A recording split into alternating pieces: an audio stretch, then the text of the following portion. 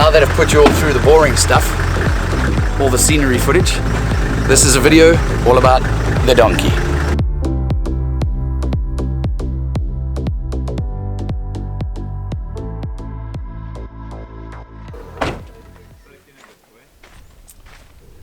Alright guys, welcome to our new video.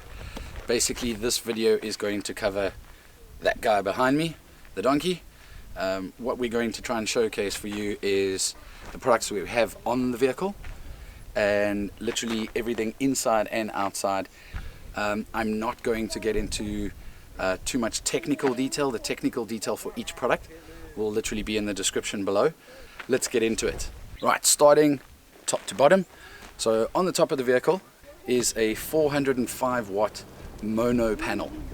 So what that basically means is I have one massive panel. It is basically a sliding door, but technically it's two panels running in parallel, which means I can park half in the shade, half in the sun, and the panel will still generate power. That panel itself is a fixed solar panel on the roof, controlled by a Victron 130 MPPT, which basically means when that panel's generating as much power as it can pump as much as to 30 amp into the battery. I also run a flexible panel solution. So the flexible panel solution is a Mohave 150 from Flexo Power.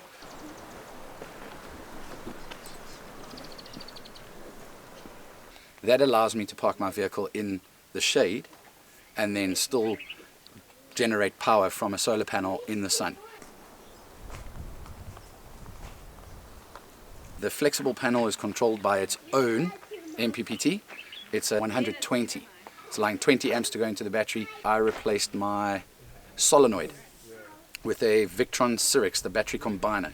So essentially what that does is once the battery has reached absorption and then gone into float, meaning the battery is fully charged, the charge runs both ways. So once the auxiliary battery is full, it then allows power to then generate and charge the main crank battery. So essentially if I wake up in the morning and my crank battery is flat, I wait a couple hours and let the Victron battery combiner do its job and charge up the main battery.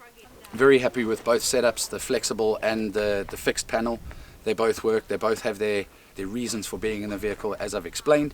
So if you have any questions about the solar setup, you can comment below and I will try my best to answer you. But as I said, if you're looking for any of the specific technical details regarding both of those panels or the Victron MPPT or the battery combiner, I will put them in the description below. So moving on from here, we're now going to start looking at the tent. Okay, so one of the things about the BunduTop tent made by BunduTech is that it is a powered tent. It is run by a winch system. So you have the option to hardwire it into your vehicle or to connect a cable. I've chosen connecting the cable route, then I can always detach it. It stops prying hands. So basically I've got a cable in the vehicle.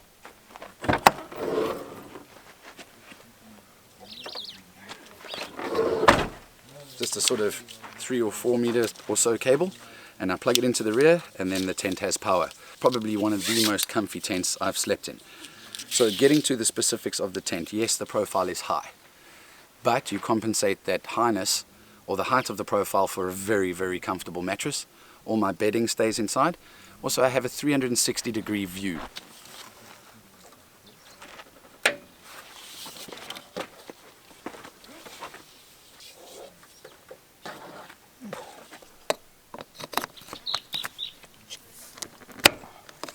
All that's left to do is press the button and send it upwards. So let's get that done. As you saw, plugged it in. The grey one is for power to the tent itself. The red one is for power for the solar. So the solar runs through the tent, connects here and then runs straight into the vehicle. The solar is hardwired. The tent, as I said, isn't. It's a safety feature that BunduTech have actually put in place. Once it's closed and clamped with the clamps on the side, it won't allow the tent to go up, so no one can actually break your winch. But basically on the side you'll see there's these two black buttons. Obviously the one on the top is up, the one on the bottom is down.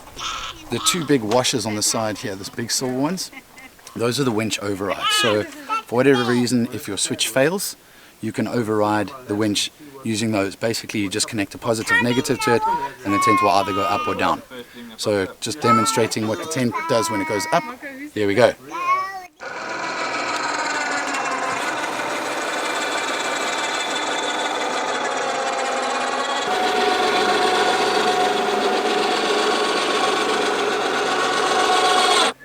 You've seen it going up, you've heard it going up, and you can see how skew the car is sitting. So tonight we'll just sleep with our head that side. You technically can do that in a clamshell, but it's not very comfortable. The minute you sit up, you bang your head. I mean, I've had a clamshell, so I can speak freely about what I prefer, and I way prefer this tent to a clamshell. Windows all round. Let me just take a walk around the tent and you can actually see what I mean. So here in the front of the vehicle, there's another window. In the other side of the vehicle, the next window, and then round at the back, the entrance, or technically they could all work as entrances, I suppose. I just use the rear because I've got the ladder on the back of the Land Cruiser. So let's get you in the tent, and up we go. Right, so looking at the tent, let's just get the camera in here. Alright, you can see pretty spacious inside.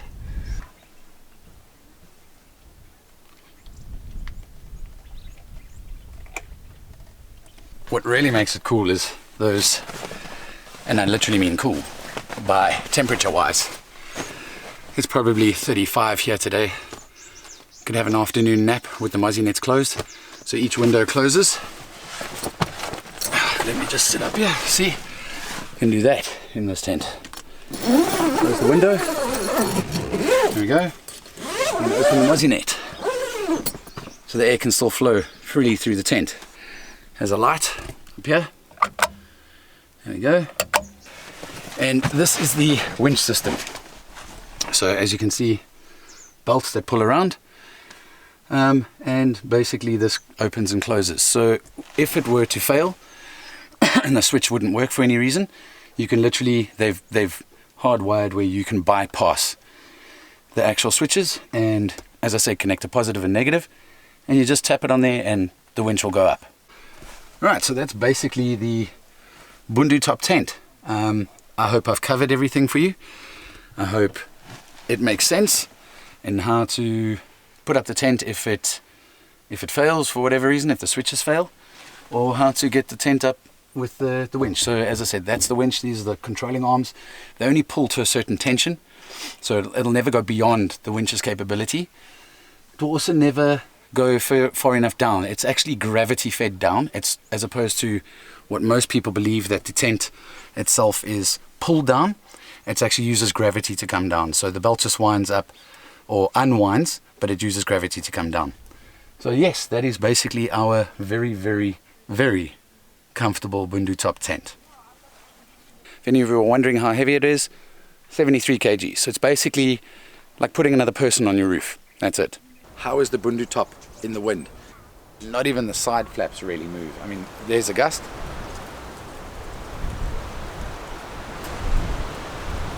Nothing. Absolutely nothing. So BunduTop in terms of wind, that thing is remarkable. I don't say remarkable, do I? In the wind, that thing is awesome.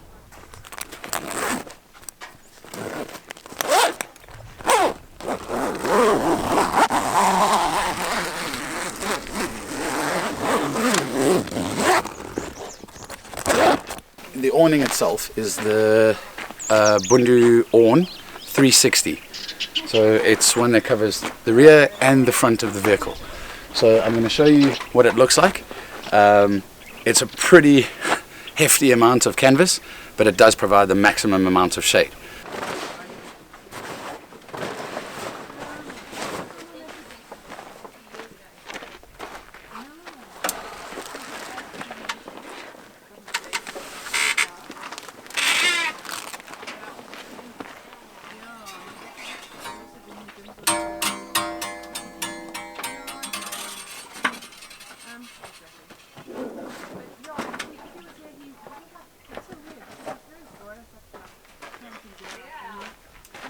Okay, halfway there.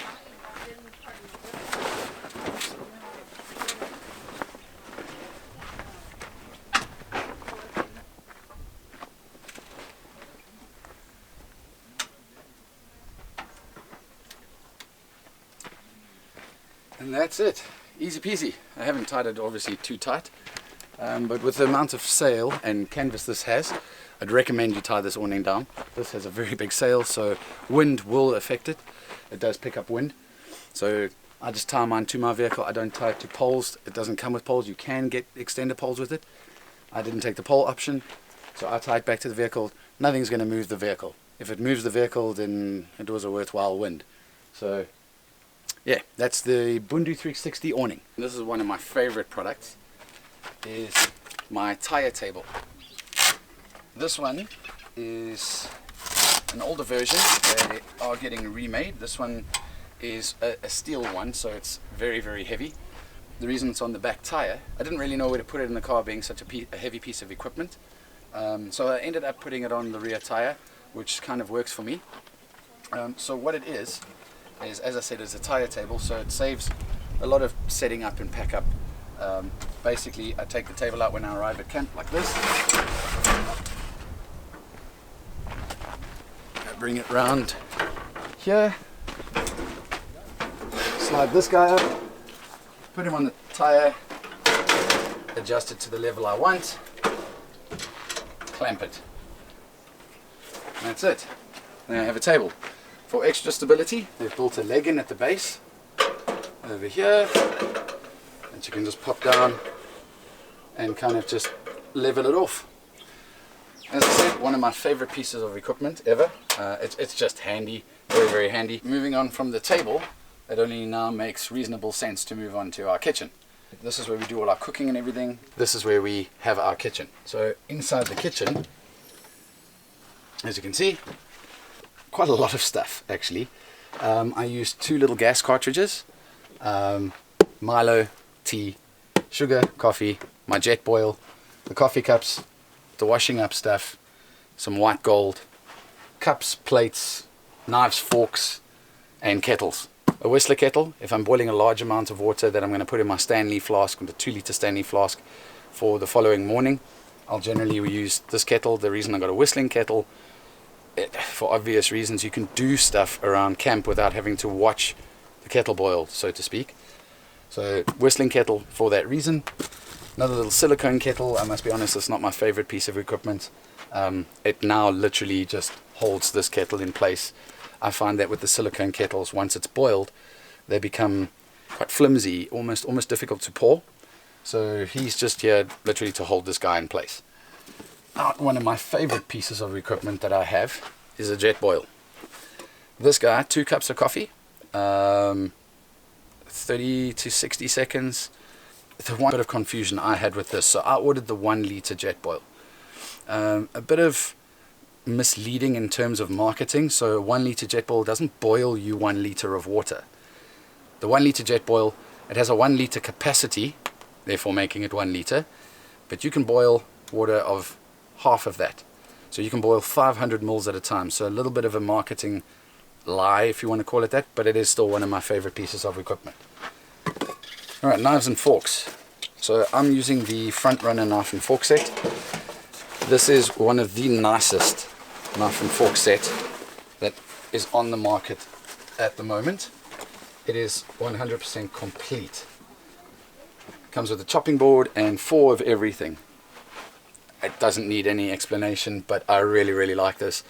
One of the things I get asked most is about fuel. So let me just throw it right out there. If you're considering buying a Land Cruiser and fuel is a concern for you, don't buy a Land Cruiser. I often see on forums and that sort of thing where people are like, I'm considering buying a Land Cruiser, what is the fuel consumption? Wrong car for you.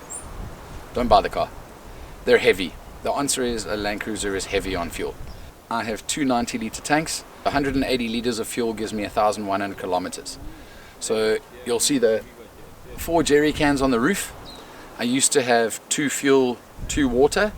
I've now decided to switch them completely to fuel.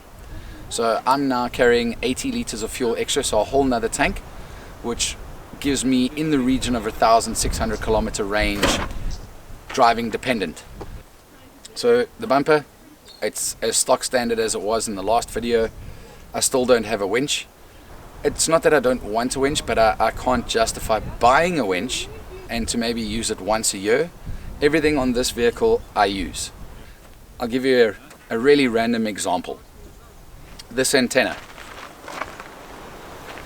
Everybody thinks it's for my radio. It isn't. It's connected to absolutely nothing. This antenna literally measures the height of my jerry cans. It's a little bit lower than my jerry cans actually. I know a lot of you guys have high vehicles, rooftop tents on. This is a solid reminder. I mean, it makes a noise, and that's just flicking it with my finger. You can imagine if it hits a metal bar going through a drive-through. It's an instant reminder of you are too high, don't go through, or really get out and look if you're going to make it through. Same applies in the bush. You've got a nice overhanging branch that hits, I know I need to check things. We've recently replaced all the lights on our vehicle, all our exterior lights, spotlights, light bar. I now have underbody lights. I've changed the reverse lights. I've changed the globes in here. All the lights we have on the car are MRO, so Mad Rhino off-road accessories, and they're equally as good as the top end on the market. I've not had a problem with the lights. They're really, really bright. They serve my purpose. What I've changed though, my previous light bar and spots were connected to a single switch that you could flick on and they would turn on. Now these lights are wired directly to my brights, so I need to turn buttons on. So I can turn my normal brights on, and then I can turn spots on independently and light bar independently, or both on at the same time, but they only function off my brights. The lights we've installed underneath, there's one in the front here, one on either side, and one in the rear. The reason I put those on, initially the idea was to put rock crawlers in, so lights that I could see the tires at night. We're going to put them in the wheel arches. If I was driving at night and lots of rock and all the rest, that I could look out the car and see the tires, see where the tires were going. I don't do that sort of driving, so it was almost impractical for me. So as a camp light, these guys are fantastic. Once the sun goes down, I'll show you those lights.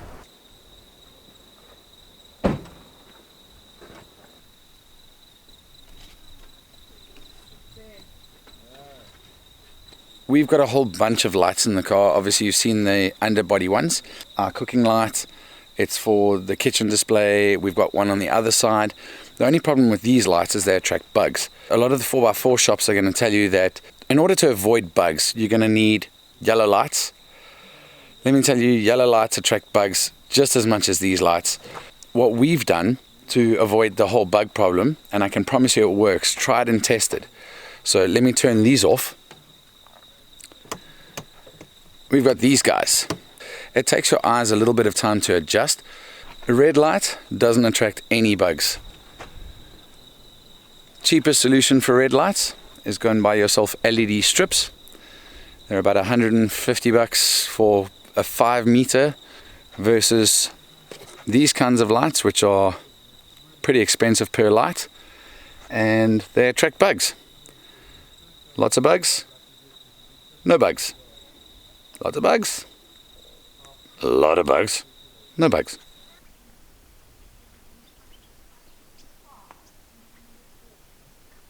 So now the following morning in camp, still filming the donkey rig walk around. Unfortunately, an afternoon is just simply not enough to get through everything that the donkey has on it. So what I'm going to show you now is what you would typically use the next morning anyway, is the wild dog privacy tent.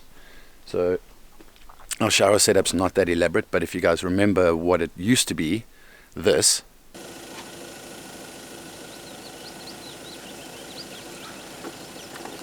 Compared to what I'm going to show you now.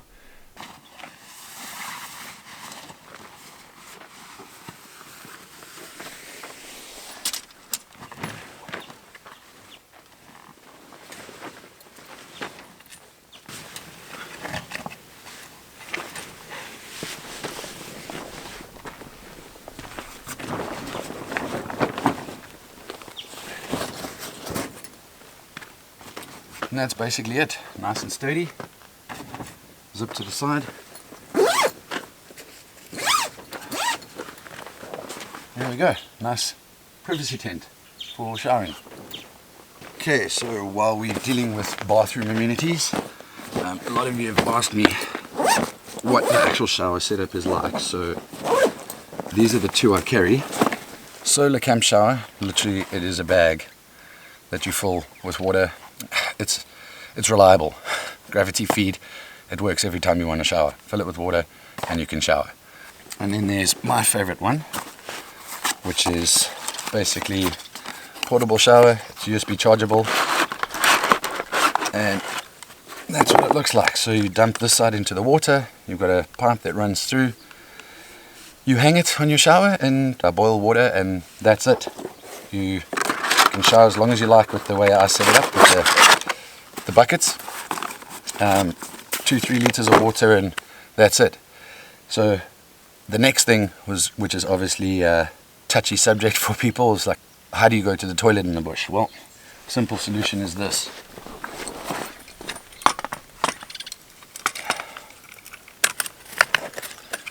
Toilet. And that's it. So that is my toilet sorted out. Not much more to cover on the bathroom side of things.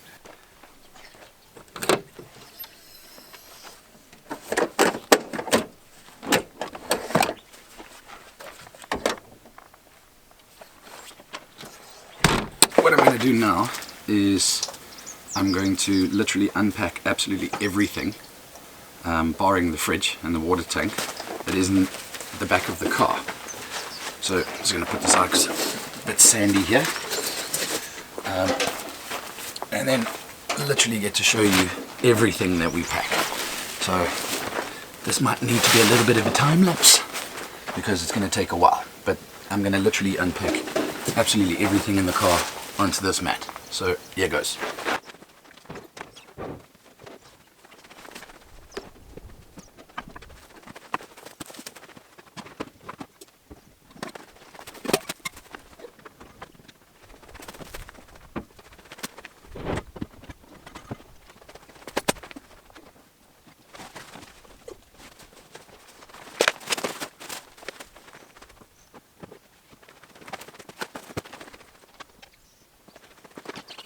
Right, that, other than the food drawer, is pretty much everything we pack.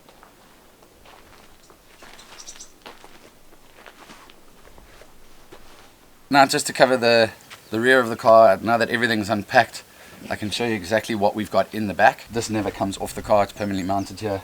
I've lost 2 of these, they've just been ripped off the back of the car. The tire bag. So in the tire bag, as I said to you yesterday, I put the tire table in there. In this one, I carry all my bri grills and an actual bri itself. So, bri grill, and then an actual bri. So, I'm going to take it out now. And then, probably one of the most important things I have in my vehicle that I literally do not go anywhere without, because I'm vertically challenged. Little folding stool. So when you're climbing in and out of the tent, just put it there and get in and out quite easily. Power point for the tent, as I said, is up there, and then the tap at the back. So, moving inside,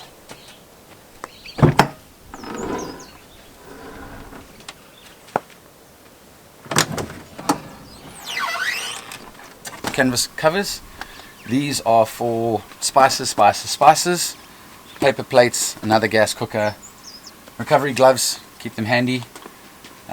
Nothing in here. This used to be the cutlery, so still haven't figured that out yet, what I'm going to put in there. All my big cooking utensils are here, so spoons, cheese grater, spatulas, tongs, that sort of thing go in there. In here, this is like a little sundries kind of cable ties, tot glasses, plugs, tent pegs, dustbin bags. In here I keep straps, so ratchet straps, and here I also keep some ratchet straps. So that's pretty much the doors and what I use in the canvas bags. I've also got another table, a little front runner drop down table in the rear. Because if you stop on the side of the road and you don't want to take out the other table, there's this guy. The nice thing about this one is it can actually extend, so you've got a widened workspace. Packs away as easily as it folds out. Alright, so covering what's in the rear of the vehicle. Snowmaster 66 litre low profile fridge. The reason I went for this one is obviously for the profile. I'm super happy with Snowmaster.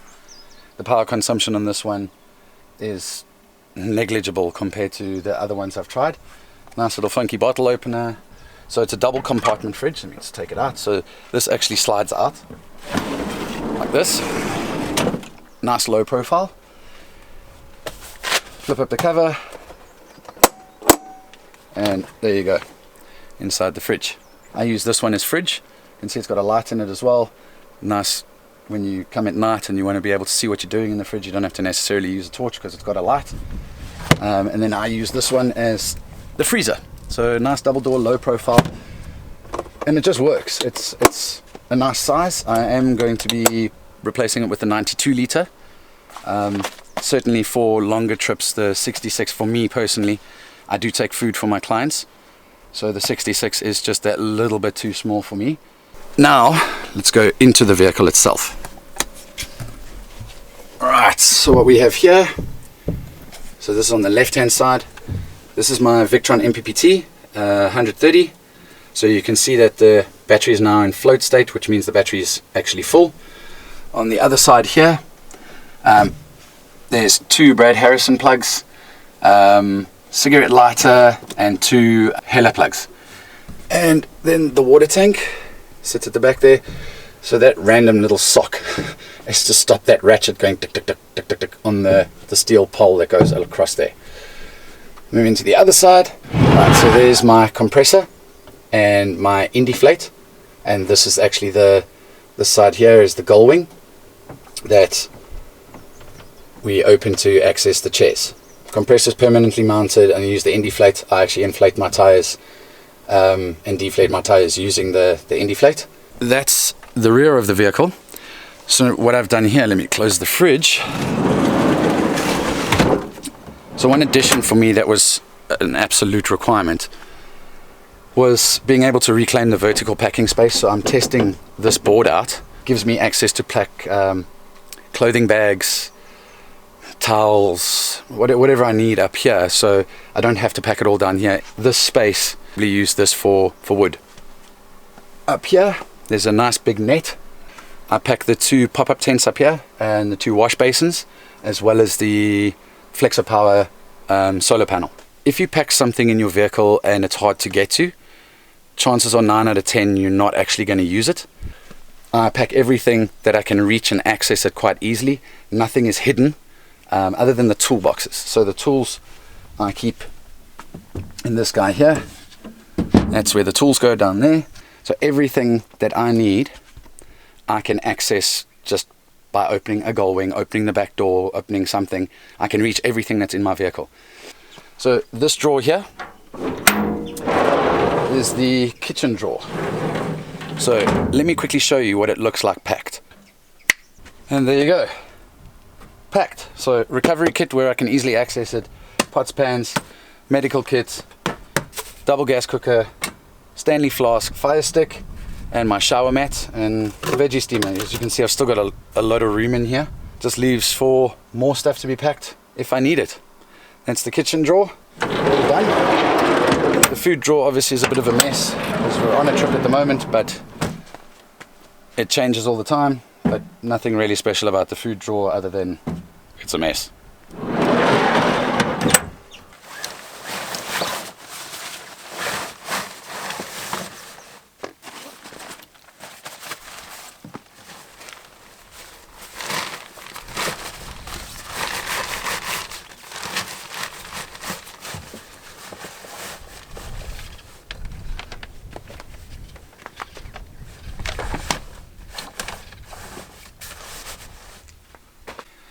Okay, so I'm now sitting in the back of the donkey.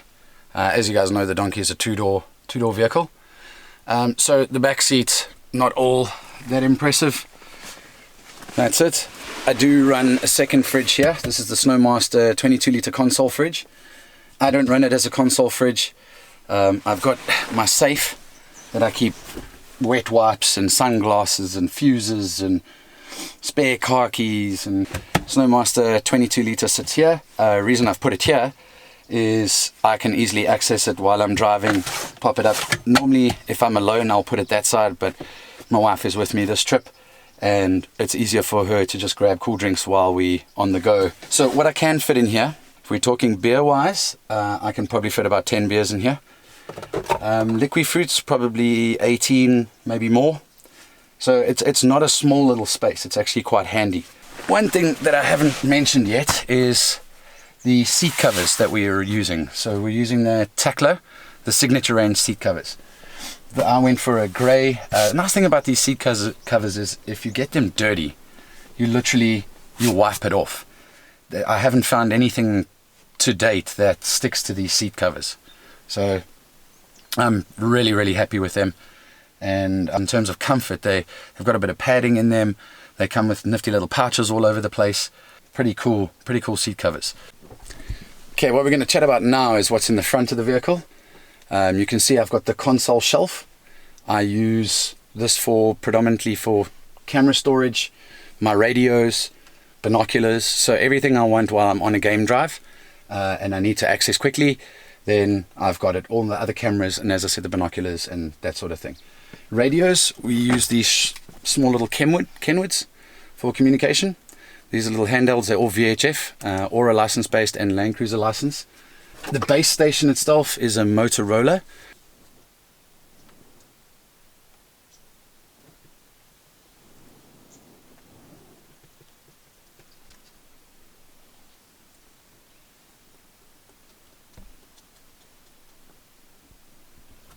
A lot of you guys have asked me to explain what I have on my steering wheel. This is normal bicycle grip tape. So when I say bicycle grip tape, your racing bikes, this is literally the stuff that they use to wrap around those bicycle grips. I use it just to make the steering wheel a bit thicker. It doesn't get hot in the sun, so nice firm comfort or when you're driving. People have asked me to name the brand specifically. This is a brand named Pro. It's about 400 Rand a set. You need 2 sets to basically wrap your entire steering wheel. One set, which is 2 rolls, will do half the steering wheel, and you need another set to kind of finish it around. Any brand works. A lot of guys have messaged me and said that they've put it on their vehicle, but it hasn't stayed. The best advice I can give you is when you're taping it up, try not to skint on any, and wrap it tight and firm. So actually pull it, because the stuff is stretchy, so over time it will wear. So the tighter you pull it in the beginning, the better it'll be in terms of use for longevity. The dash covers and that sort of thing are made by a company called 4x4 Assist. They're in Johannesburg, based on the West Rand, and they do all our canvas work. So from the back doors to the side doors in the front to the canvas dash cover. Navigation, simple as anything. I use a Garmin with Tracks for Africa. Not much to it. The one thing you must remember about Tracks for Africa though is if you're using Tracks for Africa, you need to disable the other maps. So you go into your map settings and you disable the Southern Africa maps and only enable Tracks for Africa. Otherwise the two kind of conflict and they work together. It's not that you won't get anywhere. It's just if you want to use Tracks for Africa, it must be enabled for Tracks for Africa. One of the things I get asked a lot is about the 12-volt system I'm running. What you have to consider when adding all the auxiliary equipment to your vehicle is cabling. So one of the biggest things that I found is, up till about a month ago, I was adding stuff to either the auxiliary or the crank battery, depending on what it was. So I ended up with basically a bird's nest on my batteries. So I went to the guys from Mile to Wild. What we did with the cabling is we literally pulled out, wow, a lot of cabling. Let me actually show you what we pulled out. So check out this.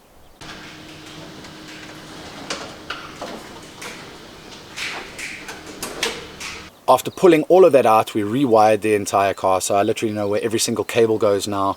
Let's have a look at what we actually did here.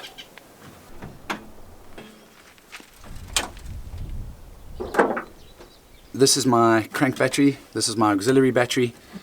Quite a lot going on here. The batteries between each other are fused. I do not run a solenoid. I run the Cyrix battery combiner fused between the two. The cable that powers the back, this is the inline fuse for that cable. We've got the two relays. This is for the rear lights and for the underbody lights. There's another relay here that is for the front bumper. There's two relays in the front. Those are for the spots and for the light bar.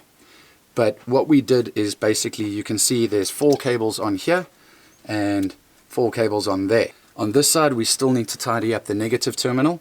We're actually taking all these off and putting them again into a 2-in 6-out.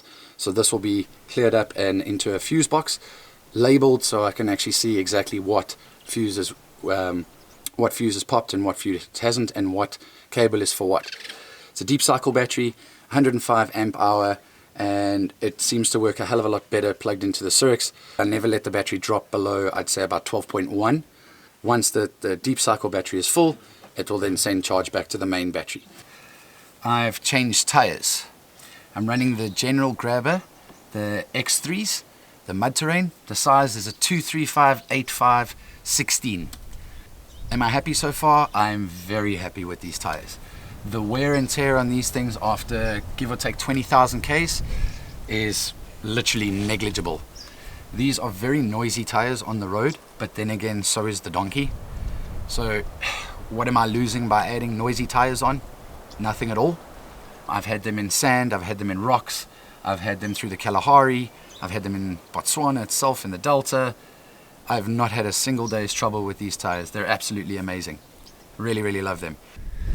The suspension I'm running on the donkey is the EFS, heavy duty suspension. Leaf springs at the back, coils in the front. I've got the heavy duty leaf springs, so it's a pack of 11 leaves. So it is a hefty thing. The downside to a big leaf pack on a Land Cruiser is that it kind of kills your ground clearance a bit. Literally it drops that leaf pack down. So the one thing Land Cruisers is the leaf packs are not above the axle. The leaf packs are below the axle. If the car's packed or unpacked, it's not uncomfortable. The donkey is heavy as is. And for those of you wondering how much the donkey actually weighs, I have had him weighed. As he sits with all the gear in, everything. Actually, you know what? I'm going to let you guys guess. Guess how much the donkey weighs. I'll give you some clues. So the tire weight on a Troopy 78 is 2,265. The GVM is 3,200. How much do you think the donkey weighs? Leave a comment below. Okay guys, that's about it for the updates on the donkey and the rig setup and walk around. Hope you guys enjoyed it. I hope I covered everything. I had quite a lot of questions to go through. I don't think I missed anything. If I did miss something or you feel I missed something, please comment down below and I'll be sure to get back and answer you. To conclude the video, I hope you guys enjoyed all the upgrades. I hope you like the donkey as much as we do. We're looking forward to seeing you on the next video. Please remember to like and subscribe, and see you next time.